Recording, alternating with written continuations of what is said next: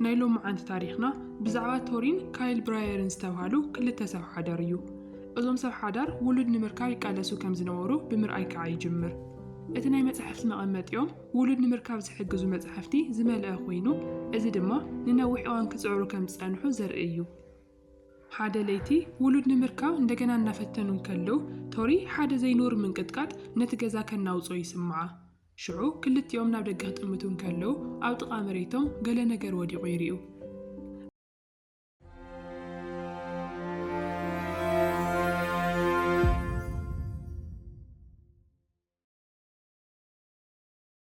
جزن حلفي خيدمو دحر وزح عامتات نايت جزا تخاط على فيديوهات بتلفزيون الرأى براندن استوعله نشتي ودي إن عبايخ كيد كلون عبت فيديو تجلي صلوا صنيحة توري مستن عبايز خيد زلودا ناي محبان مركام صوتات تصوت عبيت مرتخعة براندن ناي مرحتو سلازم لسه ناي كيتلين استوعلت ناي تقول كلاسو قول حتى يسحب بتالي تتيا عبت حرشة توري سل الناس عادة كلا براندن بدكاسو كزاوري جمر قاس بغسكعة نابتنا مريت زمصو مستيراو نجار تسحيو ناب تحت مدرجة زي خيد ناونا قربخ كيدن كلو بحاده زي نورن استقطع عن دمسي قال قالات كدغاغم يجمر شعوب عمي دنقصمو توري دما اورخيواتو كترغاغعو تصعر انا عديخا نعيموت امتني ترين لخا يخاودو دحانديخا ناولت ان دغاغمت تحطون كلا نسو قرونا ترغاغع يمص بصبحيتو براندن انا جزء مروا خوينو نتسعر مقرص ماشين كان قساقسو يمكرلو جندما دغاغيمو يمكرمو كم تزحاسو كل علو اللي قالن شعو تناديدو اتماشن العلي يدرويو جن كدرويو كلو كم ناتو عدم هصان زدروي عينه الدراوي اينرن فولي حيل سلازنورو بطعم توروري يدربه نوعلون الناغرمو تاسيلو نابت ماشين يصقعمو نتزشكركر زنبره ነገር بيدو نخيدو يبلو جن تزغرم ነገር كعا ايدو من ما يكونن بدحرزي مشات مسكونه اتون بيتساب مستوري كايل أنت ميريلين أنكل نواهن بمخان درار كل عوضو شعو أبت درار ساعات نوان براندن حنت متصاوتي تشقوتي هو كايل جنات وهبتو يفتون تخكلنيا شقوت ولا قوات زي نمارة جند ما قول عسل زغونة كم عينت نجر كحز دسيبلون براندن كعا بناي كايل تقاومو تناديدو اتشقوت كم زداليو عويلي يزارب باز مغنيات أما قوتهم بيتساب تقلجت بتقرمو اتزخور وزنور نجر بقاريصهم كواتو يقددو عبد ساعات حانت مقود تدالو نايت هوتيل سرحتنيا بتزيت تتمتهم نبرت نصبحيت نقو كايل مس براندن كزارة بيفتن قندما براندن عزيون نارحاقن زي قدسم كويني يسمعو كايل نبراندن نتعزوان كلو براندن حادا كو حاتين استسرح شوكا بأسنانو كحيكون كلو يريو قندما أسنانو من ميت قودن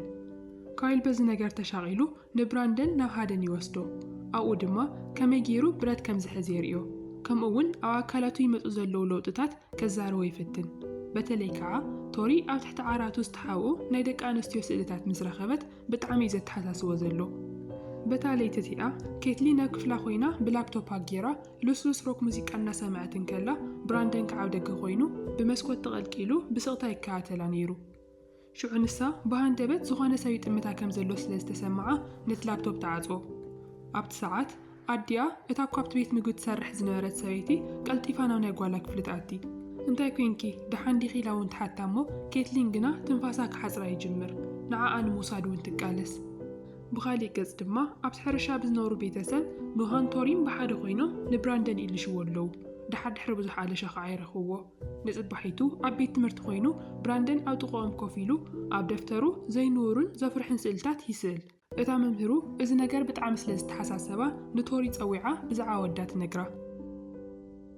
توري دما بزعاتهم سلتات نودات حتون كلا براندن منم كيمل لسلا بسقطانة دبتر عازيو كابت بوتا يرحق ناقزا مستملسو خعا كايل نبراندن نتندرهو الناسن بدن كلو يرخو دحان ديخا إلوخ حتون كلو براندن دما دحان مخانو ينقرو شعو كلت يومنا وشت جزاءاتو صانيحهم جن تورين كايلن ناو دقا خوصون كلو كلن تندرهو تحاريدن مويتن يرخوون توري إذا قبرزي ناي تخلاق خون كم زخيل بمحساب نتم تخلاتات توقس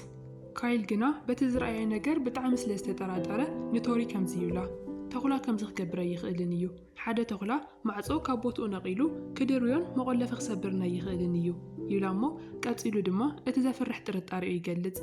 እዚ ነገር እዚ ብራንደን ዝገበሮ እዩ ዝመስለኒ ምስ በላ ቶሪ ንወዳ ንምክልኻል ክትብል ካይል ሕደግ ተኽላ እዩ ነይሩ ኣነ ክድቅስ እየ ብምባል ነቲ ሓቂ ከይትሰምዖ ከም ዘይትደሊ ትገልጽ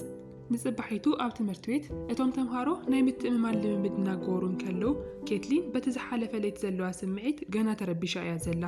ብኡ ከዓ ንብራንደን ክትሕዞ ፈቓደኛ ኣይኮነትን ሽዑ ብራንደን ናብ መሬት ይወድቕ ግን ድማ ብዙሕ ኣይተጎድአን ካብኡ ኬትሊን ትከታተልኒ ስለ ዘለኻ እየ ዘይሓዝኩ ኢላ ትነግሮ ብራንደን ድማ ብሓንቲ ቃል ጥራሕ ሓሳዊት ኢሉ ይምልሰላ እቲ ናይ ስፖርት መምህር ንኬትሊን ንብራንደን ኢዳ ሂዋ ክትተስኦ የገድዳ ግን ድማ ብራንደን ኢዳ ምስ ሓዛ ብሃንደበት ብሓይሊ ይጭብጣ ኣዕጽምታ እስካብ ዝስበር ከዓ ይጭፍልቆ ንሳ ድማ ብቓንዛ ዓዊላ ተእዊ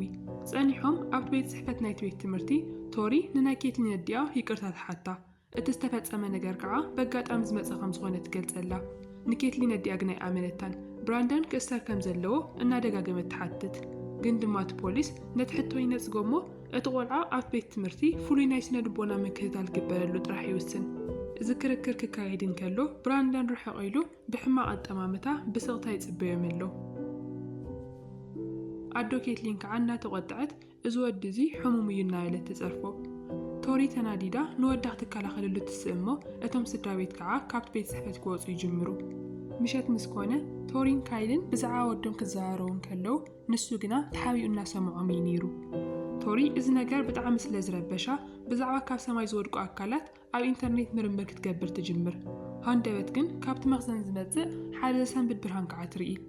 ቀልጢፋ ናብ ደገ ወፂኣ እንተረኣየት ብራንደን በቲ ብርሃን ተኸቢቡ ኣብ ኣየር ተንሳፊፉ ይጸንሓ ናው እናቐረበት ክትከይድ እንከላ ከዓ ሓንቲ ሓረግ እናደጋገመ ይዛረብ ነይሩ ውሰዶ ብቻ ይብል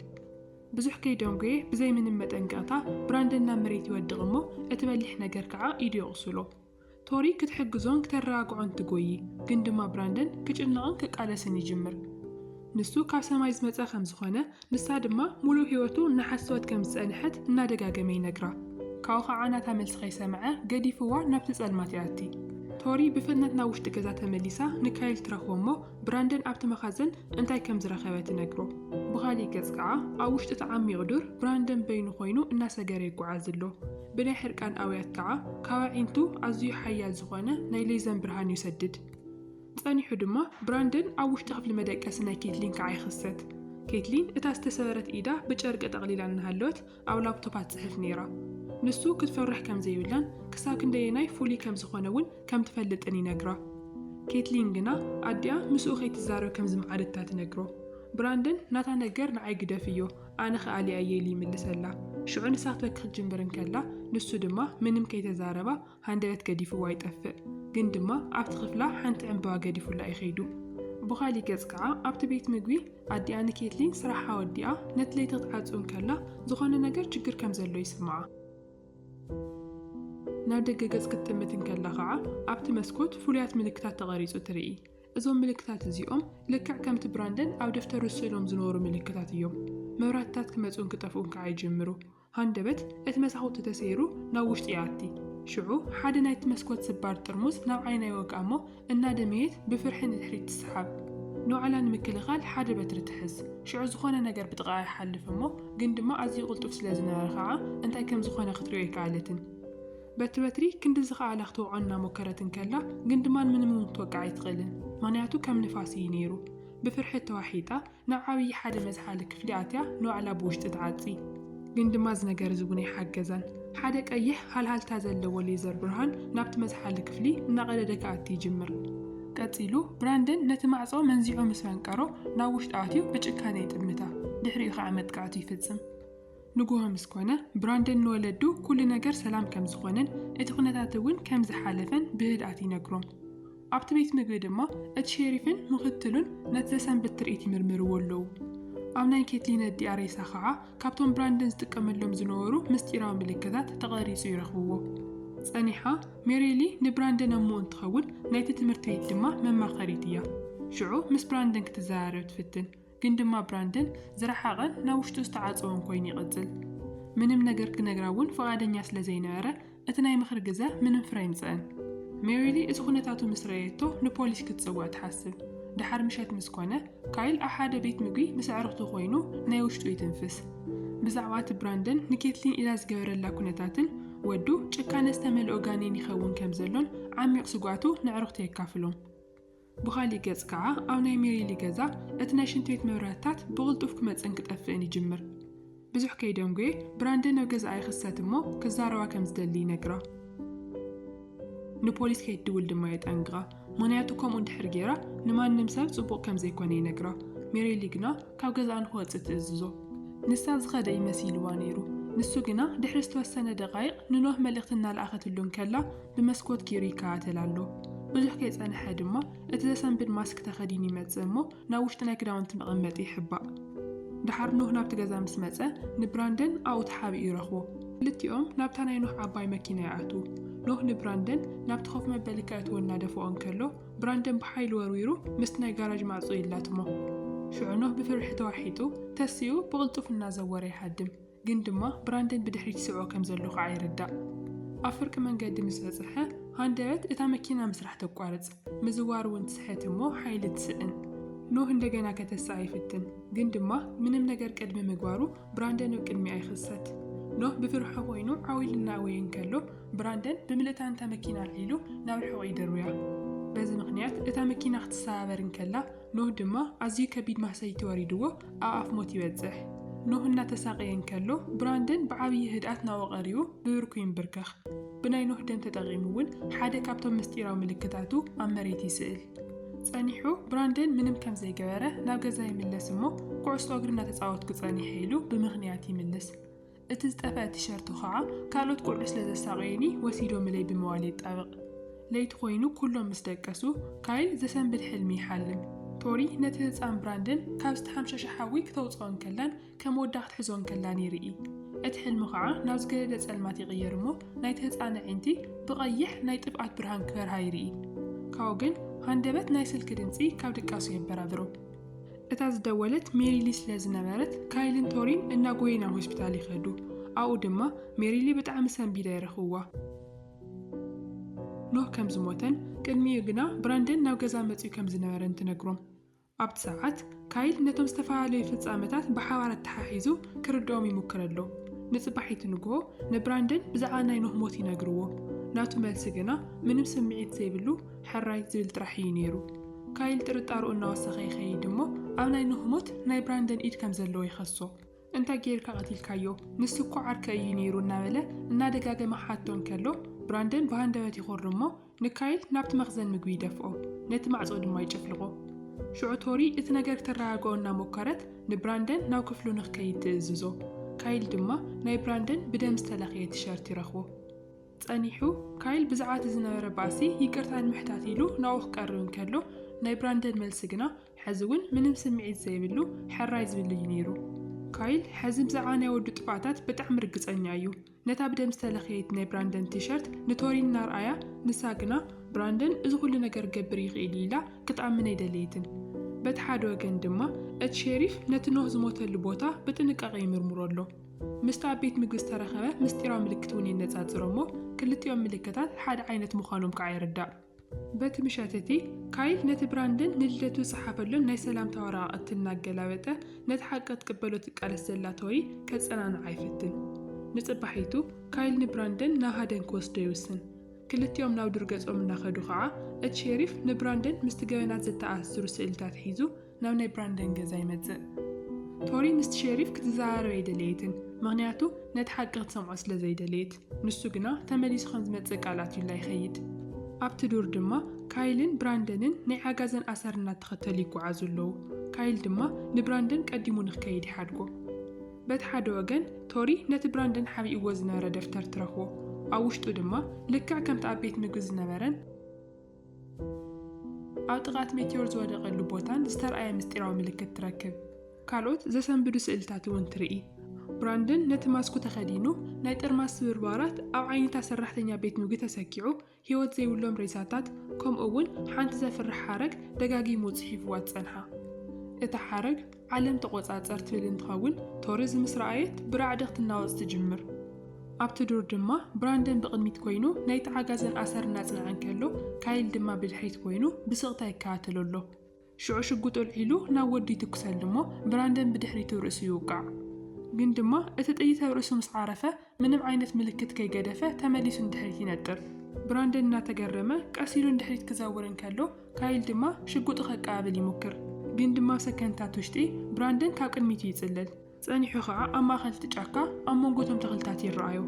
እቲ ጸሊም ክዳኑ ገይሩ ከም ንፋስ ተወርቢሩ ይመጽእ እሞ ንካይል ድማ ናብ መሬት የውድቆ ካይል እናተንቀጥቀጠ ይቅርታ ሓቶም ከሎ ብራንደን ግና ናይ ብኡ ልመና ምንም ይመሰሎን እቲ ቀይሕ ብርሃን ካብ ዓይኑ ወጽዩ ናብ ናይ ካይል ርእሲ ምስ ገበረሉ ኣውን ከሎ ከም ዝመውት ይገብር ኣብ ገዛ ድማ ቶሪ ብጣዕሚ እናተጨነቐት ናብ ናይ ካይል ስልክ ትደውልላ ግን ድማ ምንም መልሲ ኣይረኸበትን ኣብ መወዳእታ ብራንደን ነቲ ስልኪ የልዕሎ እሞ ቶሪ ካይል ወይ ከም ዘሎ ብጭንቀት ተሓቶ ንሱ ግና ብዙሑል ስምዒት ኮይኑ ካይል ከም ዝሞተን ንሱ ግን ናብ ገዛ ይመጽእ ከም ዘሎን ይነግራ ድሕሪኡ ነቲ ስልኪ ይዓጾ ድሕሪ ዝተወሰነ ደቂቕ ብራንደን ብዘደንጹ ፍጥነት ናብቲ ገዛ ይኣቱ እሞ እቲ ገዛ ከዓ ክበታትኖ ይጅምር ቶሪ ብጣዕሚ እናፈርሐት ናብ ፖሊስ ትድውል ግን ድማ ዘረባ ከይወድአት ከዓ እቲ መስመር ይቋረጽ እቲ ሸሪፍን ምክትሉን ነቲ ጻውዒት ሰሚዖም ናብቲ ቦታ ይበጽሑ ምስ መጹ እቲ ገዛ ዓንዩ መንደቁ ፈሪሱ ኣቑሑቱ ድማ ተሰባቢሩ ይጸንሑ ቶሪ ናብ ደገ ክትወጽእ እናተሰናኸለትን ከላ እቲ ሸሪፍ ይጽውዓ ግን ድማ ንሳ መልሲ ቅድሚ ምሃባ ብራንደን ልክዕ ከም ሮኬት ተወርዊሩ ብምምጻእ ነቲ ሸሪፍ ብጭካኔ ይቀትሎ ቶሪ ብድንጋጸ እናወየትን ከላ ምስታ ምክትል ሸሪፍ ዓርሰን ንምክልኻል ክብላ ናብ ውሽጢ ዝዓነወ ገዛ ይኣትዋ ሽዑ ቶሪ ኣብ ላዕለዋይ ደብሪ ትሕባን ከላ እታ ምክትል ሸሪፍ ድማ ብረት ኣዳልያ በቲ ፍረሳስ እናተጠንቀቐት ትጓዓዝ ድምጻ እናተንቀጥቀጠ ከዓ በቲ ሬድዮ ጌራ ተወሳኺ ሓገዝ ትሓትት ግን ድማ ሃንደበት ብራንደን ቅድሚያ ይኽሰት ብቕጽበት ዓይኒ ከዓ ተመሊሱ ብድሕሪታ ይኸውን ሽዑ ብዙሕ ከይዶም ገይት እታ ምክትል ሸሪፍ ብዘሰንብድ ኩነታት ትቕትል ቶሪ ነቲ ዝተፈጠረ ናይ ሞት ኣውያት ሰሚዓ ብጣዕሚ ትፈርሕ ብራንደን ንዓኣን ምህዳን እናተናደደን ከሎ ከዓ ንሳ ብመስኮት ቀሲላ ትወጽእ እሞ ናብ መሬት ትወድቕ ምንም እኳ ተጎዲኣ ዋላ እንተነበረት ግን ከዓ ብሂወት ስለ ዘላ ናብቲ ሓንቲ መዕቆቢኣ ዝኾነ ናብቲ መኽዘን እናተሰሓበት ትኸይድ ኣብ ውሽጢ እቲ መኽዘን ምስ ኣተወት ድማ ነቲ ንብራንደን ናብ መሬት ዘምጽኦ ሜቶር ትሪኦ ቶሪ እቲ ሜቶር ቅድሚ ሕዚ ንብራንደን ቁሲልዎ ከም ዝነበረ ትዝ ይብላ ናይ መወዳእታ ተስፋ ብምግባር ከዓ ካብቲ ላዕለዋይ ገጽ ናይቲ ሜቶር ሓደ በሊሕ ስባር ትሕዝ ኣብቲ ጸልማት ድማ ነቲ ተበላሽዩ ዝጸንሐ ናይታ ቤት ምግቢ ሰራሕተኛ ሬሳ ትረኽቦ ሽዑ ነቲ በሊሕ ስባር ናይ ሓጺን ኣጽኒዓ ብምሓዝ ንብራንደን ትጽውዖ ቅድሚ ሕዚ ቁሲልዎ ስለ ዝነበረ ሕዚ ብኡ ጌራን ተወጊኣቶ ክመውት ከም ዝኽእል እያ ተስፋ ጌራ ዘላ ንሱ ድማ ነቲ ጻሊም ማስኩ ተኸዲኑ ናብቲ መኽዘን እናተንሳፈፈ ይኣቲ ቶሪ ብለውሃት እናተዛረበት ክንደይናይ ከም ትፈትዎ ትነግሮ ቀሲላ ድማ ነቲ ማስኩ ተውፅአሉ ብራንደን ብገርሒ ዒንቱ ይጥምታ ነይሩ ሽዑ ክልቲኦም ይተሓዋቐፉ ኣብ መወዳእታ ሃንደበት ቶሪ ክትወግኦ ክትፍትን ክብል ንሱ ግና ብቕጽበት ኢዳ ይሕዛ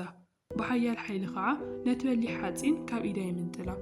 ብራንደን ኣዝዩ ይሓርቕ እሞ ንዓኣ ሒዙ ናብ ሰማይ ይነጥር ብቕልጣፈ እውን ናብ ላዕሊ ይድይቡ